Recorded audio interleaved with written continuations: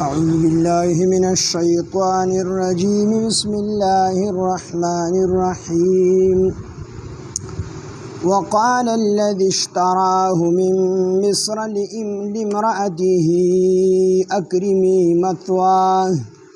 أكرمي مثواه عسى أن ينفعنا أو نتخذه ولدا وكذلك مكنا ليوسف في الأرض ولنعلمه من تأويل الأحاديث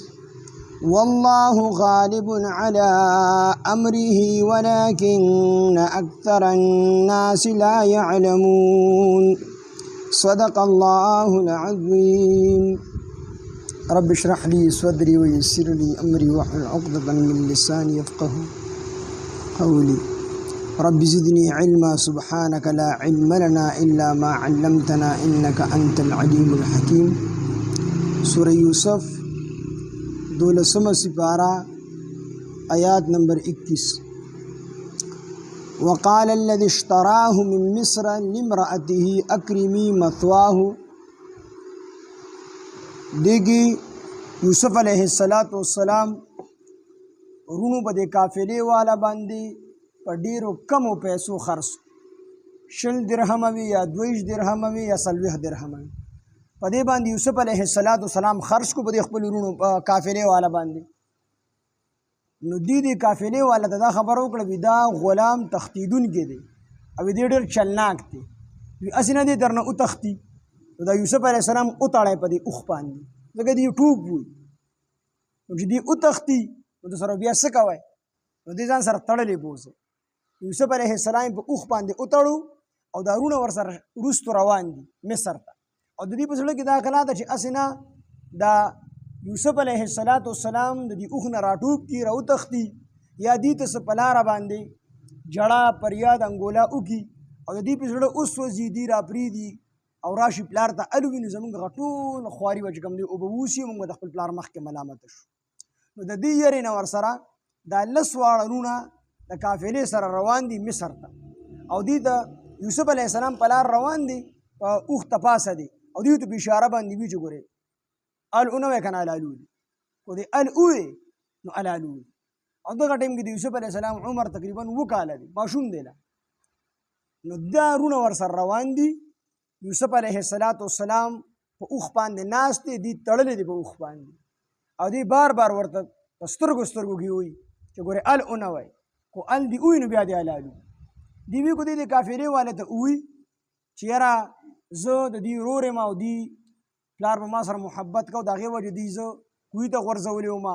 پوره واقعیا ته بیان کیند دی په سره اوس وځي نو را پرې به دی یادا کو چې په لار باندې بل چې اولیدو نو خلکو خو پیجندو یعقوب علیه السلام نو خلک او پیجن چې دی یعقوب علیه السلام زوی دی خلک دی کافرې والا ته اوی چې تاسو آزاد سړی غلام کړی دی دی به را پرې دی نو واپس پراشي پلار ته ټوله کیسو د دې یری نو سره د الله سوړرونه روان دي مصر ته قافله مصر ته روانه ده کسان د قافلې روان دي دی ور سره روان دي تر دې پورې چې قافله دا مصر ته ورسېدله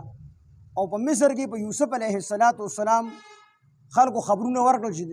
د مصر چې یو قافلې یو خسته غلام راوست خو ډېر بهترین غلام دی ډېر زیات خسته غلام دی خلک راتلل او بولای به لګېدلې اخره کې عزیز مصر چې دا وزیر خزانه او د نوم قفطیر چې کوم مفسرین لګي قطفیر نوم د عزیز مصر دا وزیر خزانه د مصر دی راغی او د یوسف علیه السلام د سرو زرو سره وتړ او بیا د سپینو زرو سره وتړ او بیا د ریشمی کپڑے سره وتړ خو چې کم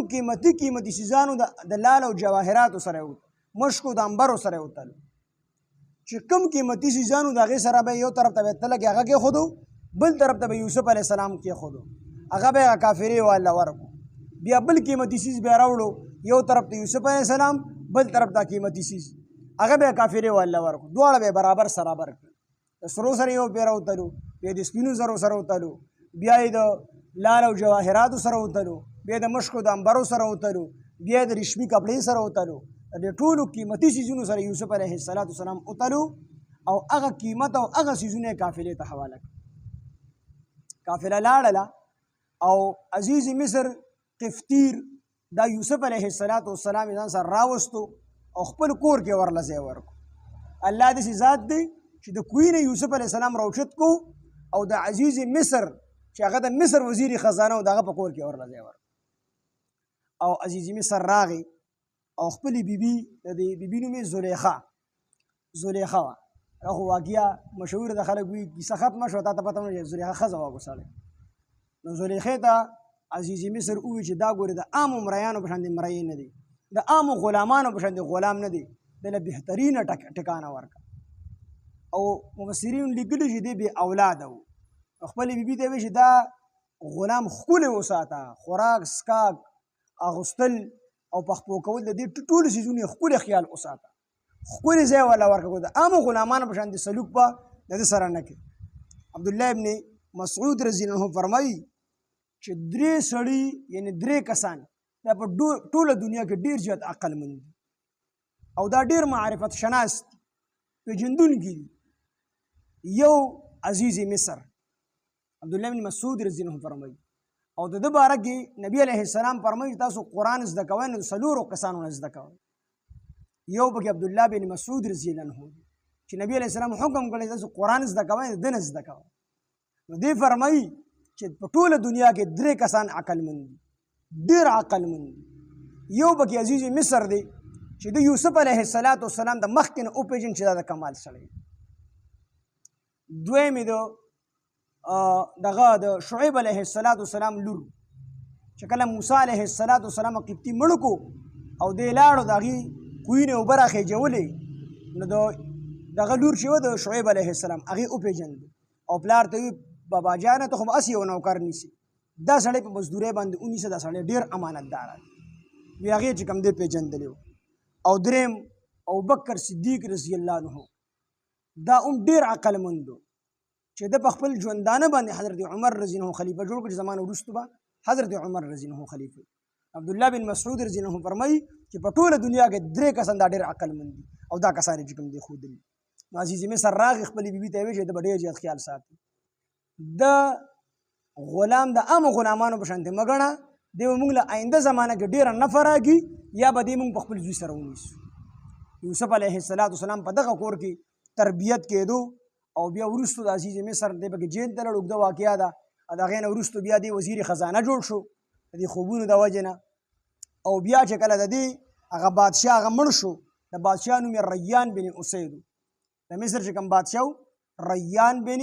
اسید د هغه نوم و. او دا بادشاه بیا وروستو د یوسف علیه السلام باندې مسلمان شو، ایمان یې راوړو او د هغې نه وروستو د یوسف علیه السلام په مخ کې بیا دی وفات شوی په حالت د ایمان کې. یوسف علیه السلام نوم بیا الله تعالی وزیر خزانه په کور کې تربیت وکړو او د هغې هغه چل ورته الله تعالی وښودو، د هغه خبرې الله تعالی ورته وښودلې، هغه چل یې زده کړو، هغه علم یې زده کړو. نو بیا وزیر خزانه شو او د هغې نه وروستو چې وزیر خزانه شو د بادشاه سره به کېناستو وپاڅېدو. نو بیا الله تعالی ورله د غونډ مصر بادشاهي ورکړه. دا ټوله واقعه به نمبر په نمبر باندې بیانېږي.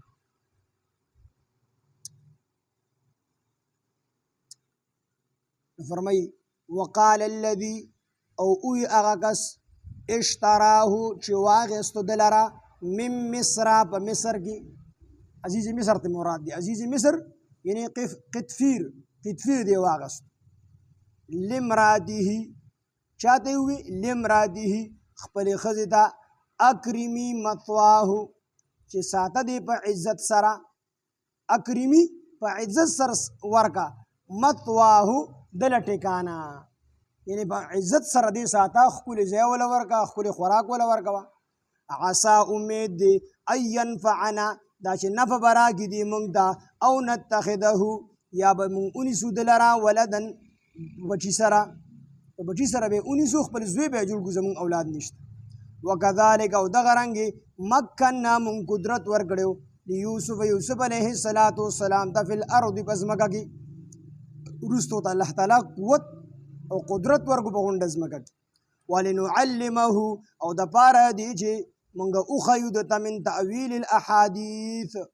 د خوبونو د تعبیرونو چل، د خوبونو د تعبیرونو چل ورته وښیو. والله الله تعالی غالب دی علی امره بخپل کار باندې ولکن اکثر الناس لیکن اکثر د خلقونه لا يعلمون نبوهی اکثر د خلقونه نبوهیږي د الله تعالی حکمتونه نه پیژني د الله تعالی په ټولو حکمتونو باندې هیڅ څوک چې کوم دی خبردار نه دی بعضې وخت کې الله تعالی خپل حکمت انسان ته ښکاره کړي ولما بلغ پس هر کله چې دی ورسېدو اشده خپل ځوانۍ ده ولما بلغ پس هر کله چې یوسف علیه السلام ورسېدو اشده خپل ځوانۍ ته آتیناه نو موږ ورکو ده ته حکما حکمت وعلما او علم ځوانۍ ته ورسېد نو دې کې مختلف اقوال دي ابن عباس رضی الله عنه قتاده او مجاهد رحمت الله علیه دی فرمایي چې په دغه ټیم کې د عمر 33 سالو دینه مراد 33 سال دی چې دې د 33 سالو شو نو الله تعالی ورته پوهه ورکړه او د خوبونو د تعبیرونو چلی ورته وخو او حسن بصری رحمت الله علیه فرمایي چې د دینه مراد دا دی چې د 40 کالو شو اشده خپل ځوانۍ ته ورس مراد د 40 کالو ته ورسېدو نو چې 40 کالو ته ورسېدو نو الله تعالی ورته بیا نبوت ورکو پیغمبري ورته الله تعالی ورکړه او پیغمبري کو 33 سال شي بیا به پیغمبري مراد نه وي بیا به الهام مراد شي په زړه کې به الله تعالی دا علم دا خبري ور اچولي او کنه د دینه 40 سال مراد شي نو بیا خو پیغمبري ده الله تعالی ورته پیغمبري ورکړه ولما هر کله بلغ چې دی ورسېدو اشده خپل ځوانۍ ده آتیناه من ورګو د حکما حکمت وعلما او علم وتورګو وکذالک دغه رنګ نجزي المحسنین مونږ بدله ورګو نیکوګارو ته وقال الذي او اوها کس یعنی عزیز مصر اشتراه وقال الذي اوها کس اشتراه چې دی واغستو من مصر په مصر کې عزیز مصر دی واغستو په مصر کې لامراته خپل خزي دی او اکرمی مثواه فساته دی په عزت سره عسى ان ينفعنا امید دی چې دی نفر کی مونږ ته نتخذه یا مونږ ونیسو دلر ولدن په اولاد سره په بچی سره وکذالک د غرنګ مکننا مونږ قدرت ورکړو دی یوسف علیه السلام د فل ارض بس مګي ولنعلمه د بار دی چې مونږ او خیود ته من تعویل الاحاديث د خوبونو د تعبیرونو چل والله الله تعالی